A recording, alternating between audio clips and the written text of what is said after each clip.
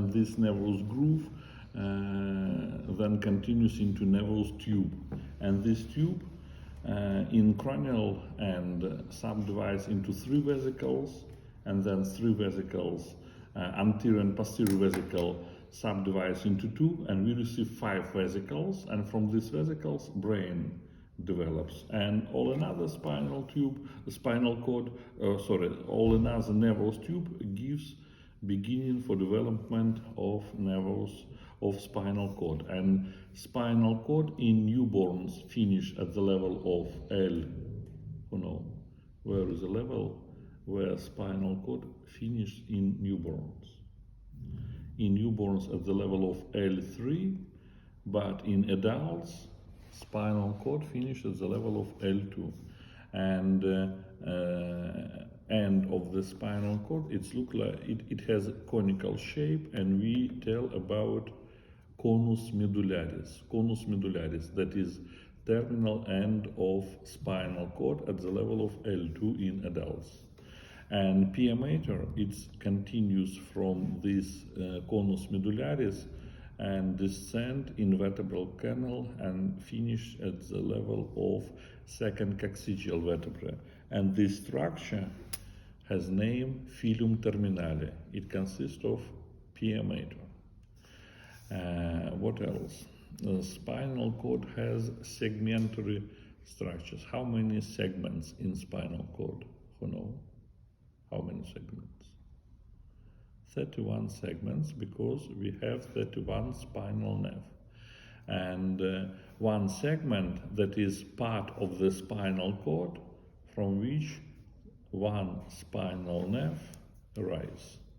It is first cervical nerve, it is second cervical, third, and so on. And one nerve, one spinal nerve, start from one segment. That is why 31 nerve and 31 segment.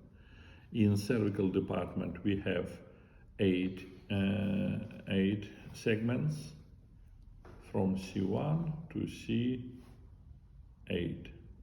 Thoracic department has 12 segments from T1 till T12. Lumbar department from L1 till L5. Sacral the same, 5, from first sacral till fifth sacral, and one coccygeal segment. Coccygeal segment, only one. That is why 8 cervical, then 12 lumbar, that is a 20, 5 thoracic 12, 5 lumbar, 5 sacral, that is 30, and 1 coccygeal, that is 31. And we already said that spinal cord finished at the level of L2, but spinal nerves descend in vertebral canal and leaves vertebral canal through corresponding openings. For example, first coccygeal nerve leaves vertebral canal in space between sacral and coccygeal bone. Then sacral nerves leaves through sacral openings.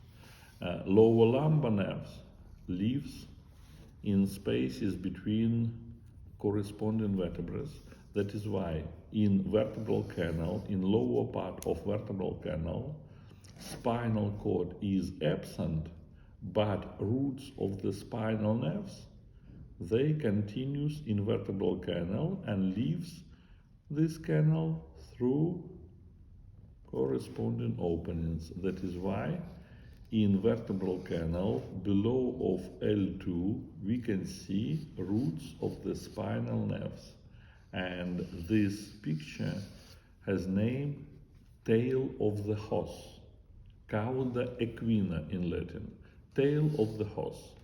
It consists of roots of the spinal nerves which surround filum terminale in vertebral canal below from the level of L2. Then, spinal cord has different thickness in different departments. For example, in lower cervical segments, lower cervical from C4 till C8, spinal cord thicker than in upper cervical.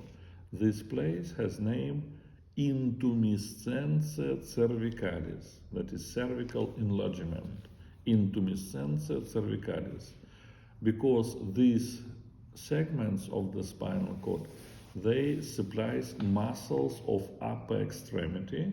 That is why more numerous cells in lower cervical segments than in upper cervical.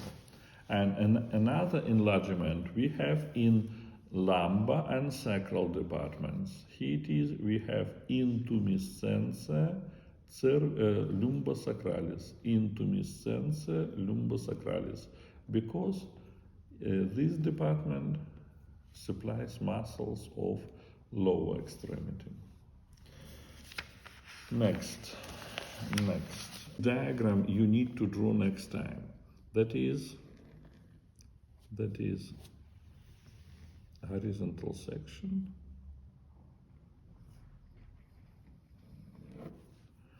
and here it is anterior surface, here it is posterior. Anteriorly, spinal cord has deep fissure, fissura mediana anterior, number 1. And posteriorly, not so deep, here it is groove, sulcus medianus posterior. The same, we have grooves where roots of the spinal nerves pass in the spinal cord. For example, in place where anterior root leaves spinal cord, we have sulcus anterolaterales, anterolateral groove. And place where posterior root insert into the spinal cord, we have sulcus posterolaterales, posterolateral groove. And small groove we have in space between sulcus medianus posterior and sulcus posterolaterales. Between them we have small groove. It's present only in upper 12 segments. It is sulcus intermedius posterior, posterior intermediate groove, sulcus intermedius posterior. Then number 6, that is anterior root, radix anterior. Number 7, posterior root, radix posterior, and posterior root has spinal ganglion, number 8, ganglion spinale. And after that, these two roots join together and forms trunk of the spinal nerve. Number 9, truncus nervis spinalis, trunk of the spinal nerve. They are external structure. Now, what is inside? I think you know that spinal cord consists of gray matter and what? And white matter. Gray matter, it is inside, and peripheral side, in central part of the spinal cord, gray matter, and peripheral side, that is white matter. Gray matter, what is the main differences between gray and white matter? That is, gray matter consists of bodies of neurons, and white matter, that is processes, axons and dendrites. In the center of spinal cord, we have canal, that is a central canal, canalis centralis, central canal. I put here number 10, central canal, number 10. Gray matter consists of horns.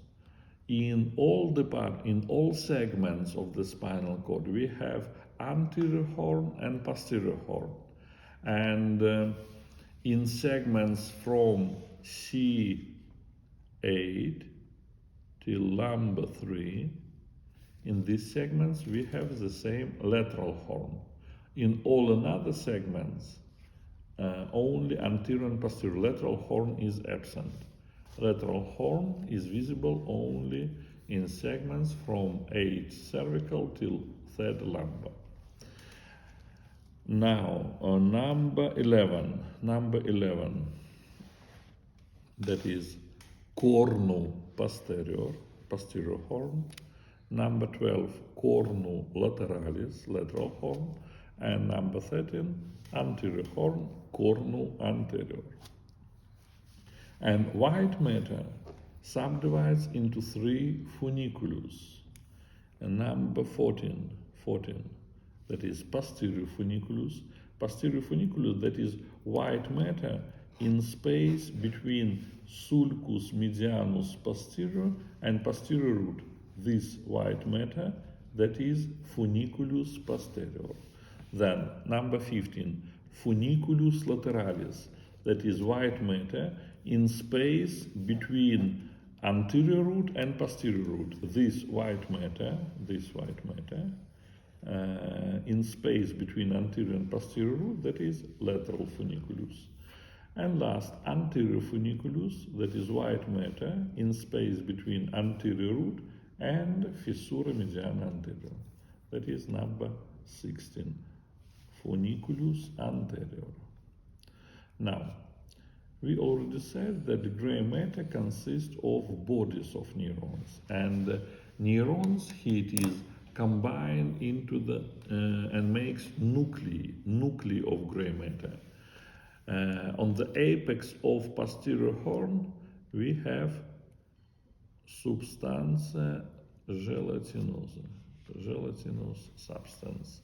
I put here number 17. Substantia gelatinosa. This substance participates in tactile sensitivity, feeling of touch. It's conduct feeling of touch. Next nucleus in middle part of posterior horn, this one, number 18. It is propernucleus, nucleus proprius. This nucleus conduct feeling of temperature and pain. Next, number 19, at the base of posterior horn. It is thoracic nucleus, nucleus thoracicus. This nucleus conduct an unconscious proprioceptive sensitivity. What is proprioceptive sensitivity? Feeling of human body. For example, now I close my eyes, but I know that my hand is in horizontal position. Why I know where is my hand? Because receptors in muscles, in ligaments, in capsules of joints, these receptors can send impulses to spinal cord, and from spinal cord goes to brain, and I know where is my body, in which position. That is proprioceptive sensitivity. It is conscious because it goes to cortex of brain. And if this type of sensitivity goes to cerebellum, we speak about unconscious proprioceptive sensitivity. And nucleus thoracicus, it sends proprioceptive impulses to cerebellum. That is why it's a function of this nucleus, that is unconscious proprioceptive sensitivity. And near of central canal, we have number 20, nucleus intermedio medialis. It has the same function like thoracic nucleus. Both of them conduct unconscious proprioceptive sensitivity. In lateral horn, we have autonomic or vegetative sympathetic nucleus. It is sympathetic. I put here number 21. It is nucleus intermedio lateralis. It supplies inner organs, vessels. That is sympathetic autonomic nucleus. And anterior horn has motor nuclei. A lot of motor nuclei, and they combined into medial group and lateral group. Nucleus motorius medialis, put here number 22, and nucleus motorius lateralis, put here 23. Medial and lateral motor nucleus. Axons of these neurons continues to anterior root, then goes to spinal nerve, and finish in striated muscle. They supply striated muscle. They are nuclei of gray matter, names of these nuclei and their functions. Now we continue to speak about white matter. And we already said that white matter, that is conductive tracts, that is axons and dendrites, and white matter, that is apparate of two-way connection, that is connection of spinal cord with the brain. And this connection has two ways. Ascending tracts, they are sensory tracts or afferent, and descending tracts, they are efferent or motor tracts. In posterior funiculus, we have two ascending tracts. One of them is medially, another is laterally.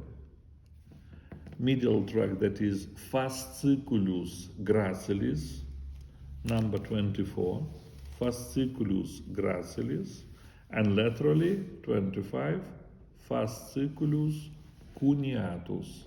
Both of them conduct conscious proprioceptive sensitivity. Next, in lateral funiculus. In lateral funiculus, we have both ascending and descending tracts. Ascending, number 26, that is tractus spina cerebellaris posterior, and 27, tractus spina cerebellaris anterior. Both of them goes to cerebellum, both of them conduct unconscious proprioceptive sensitivity, and posterior tract, that is axons of nucleus thoracicus. Axons of thoracic nucleus goes to posterior tract and goes to cerebellum. And anterior tract, that is axons of nucleus intermedio medialis from opposite side. From this nucleus, axons goes to opposite side, and from this nucleus the same, goes to opposite side. That is why tractus spina cerebellaris anterior, it forms with the help of axons of nucleus intermedio medialis from opposite side.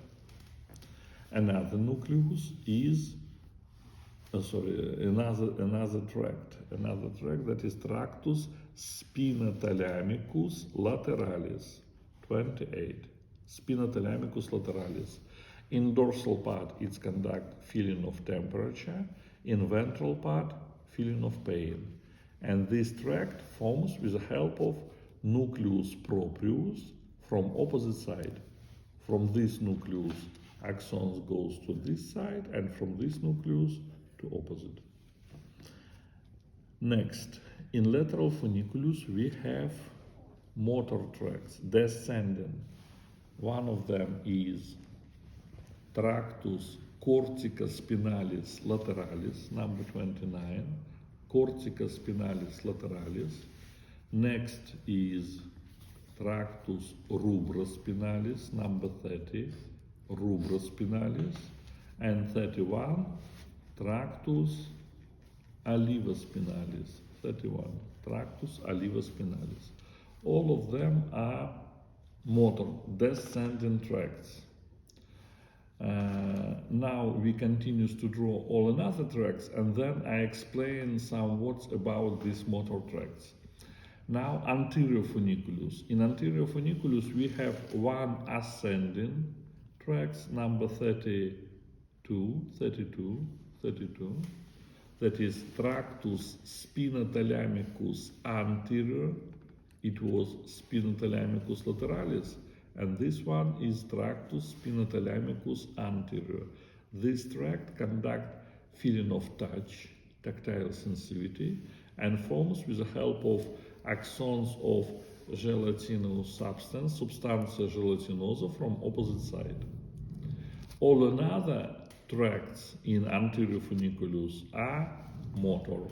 Near of fissura mediana anterior we have tractus tectospinalis, 33, tractus tectospinalis.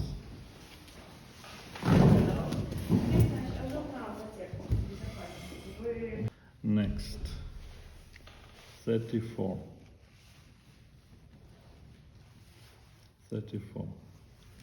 Corticospinalis anterior.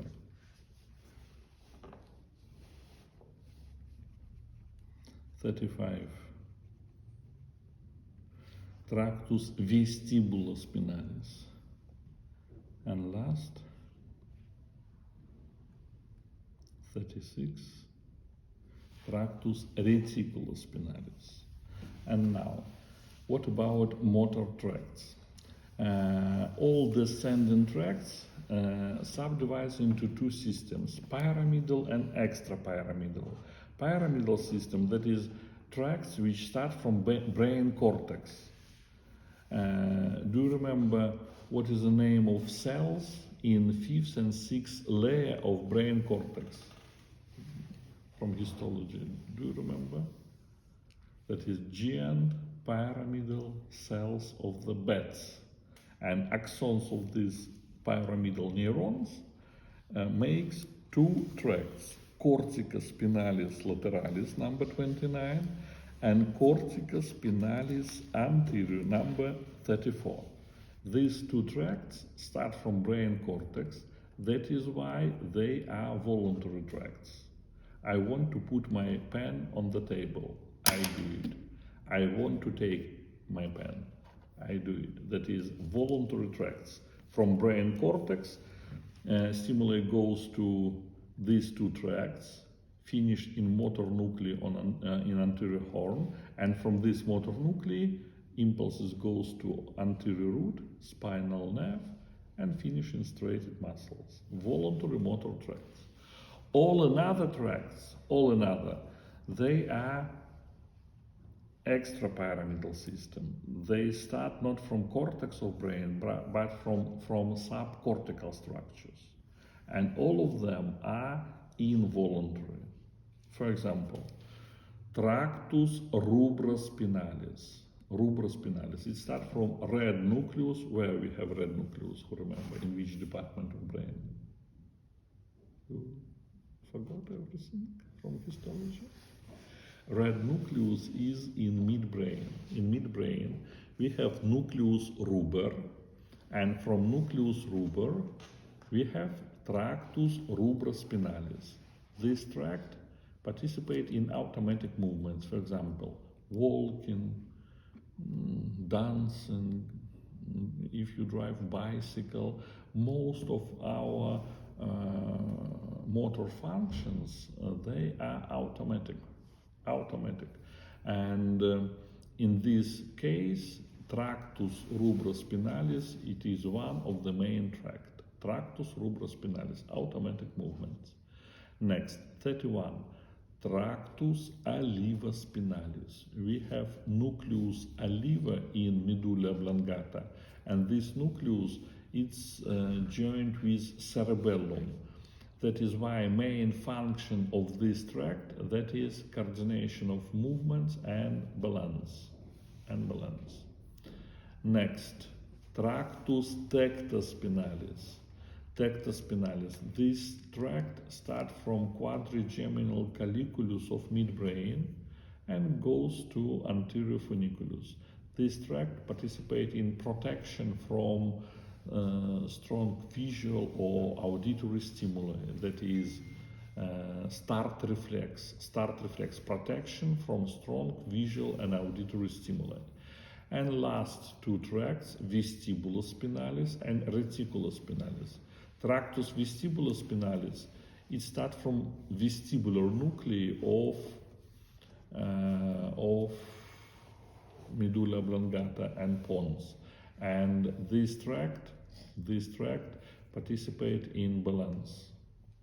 Tractus vestibulospinalis. And last, tractus reticulospinalis, function of this tract, that is tone of muscles. Our muscles is always is in tone, and this tone is due to the function of tractus reticulospinalis. This diagram, that is diagram of external and internal structure of spinal cord, and you should draw, write all of these structures, and when you will write names of nuclei, you should write the same function of this nuclei. If you write names of these tracts, you should the same write function of these tracts. And another diagram, what is also necessary to draw, that is diagram of reflex arc. That is spinal cord, posterior root with spinal ganglion, anterior root, spinal nerve. Here it is receptor in tissues. From receptor we have sensory fibers. They goes to spinal ganglion, and in spinal ganglion we have pseudounipolar neuron. Do you know what is pseudounipolar? If neuron has one process, what is the name of this neuron? Unipolar. If it has two processes, bipolar. If it has a lot of processes, multipolar. And if neuron has one process, but this process subdivides into peripheral and central, we speak about pseudounipolar. And this pseudounipolar neuron is in spinal ganglion, and peripheral process goes to receptors, and central process continues to spinal cord. It goes to interneuron, internuncial neuron, number 2. Axon of this neuron goes to anterior horn and finish in motor neuron, number 3. And axon of motor neuron goes to anterior root, spinal nerve, and finish in striated muscles. That is effector. You should write receptor, first sensory pseudounipolar neuron in spinal ganglion, internuncial neuron in posterior horn, motor neuron in anterior horn, and effector, that is striated muscle. These two diagrams, both of them present in your textbook, and you should draw. Now we take some minutes for break, and after the break, spinal cord, conus medullaris, and here it is central canal.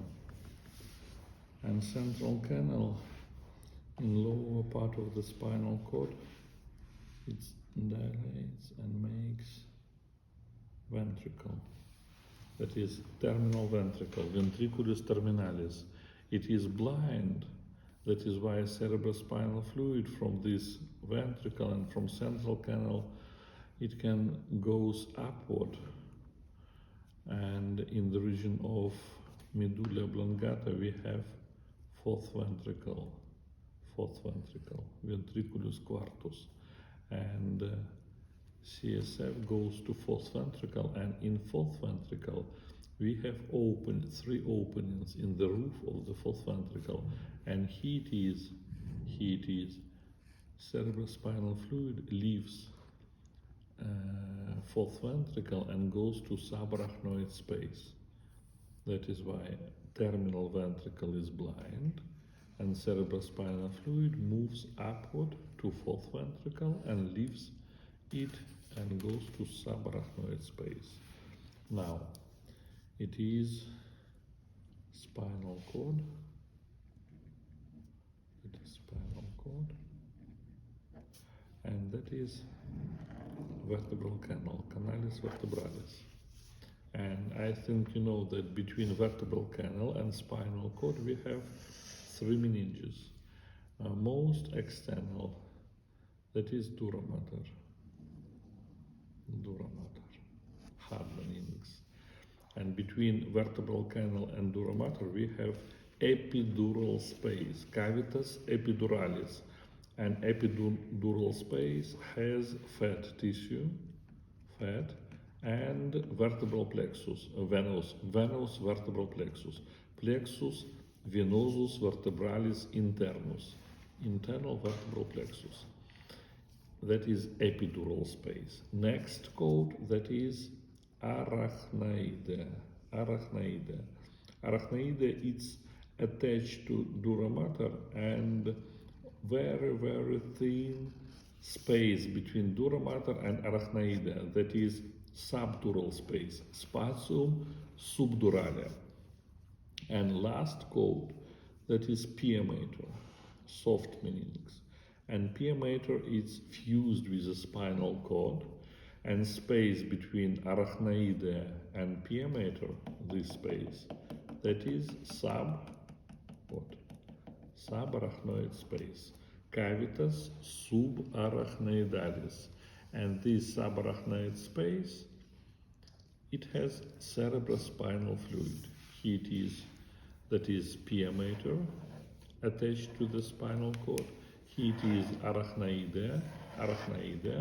This is a subarachnoid space, and this subarachnoid space has cerebrospinal fluid. Between pia mater and arachnoidea in frontal plane, we have ligaments. Ligamentum denticulatum. This ligament fixed spinal cord in frontal plane. That is why spinal cord, it fixed in vertebral canal with the help of this denticulate ligament, ligamentum denticulatum. And subarachnoid space in lower part of vertebral canal in the region of cauda equina, here below from the spinal cord, in this place, subarachnoid space, it dilates, and this dilation, that is cisterna terminalis. Here it is in subarachnoid space, cisterna terminalis, and here it is ventriculus terminalis. It is not the same. Well, that they are meninges, spaces between them, and what present in these spaces? In epidural fat and venous plexus, in subarachnoid cerebrospinal fluid.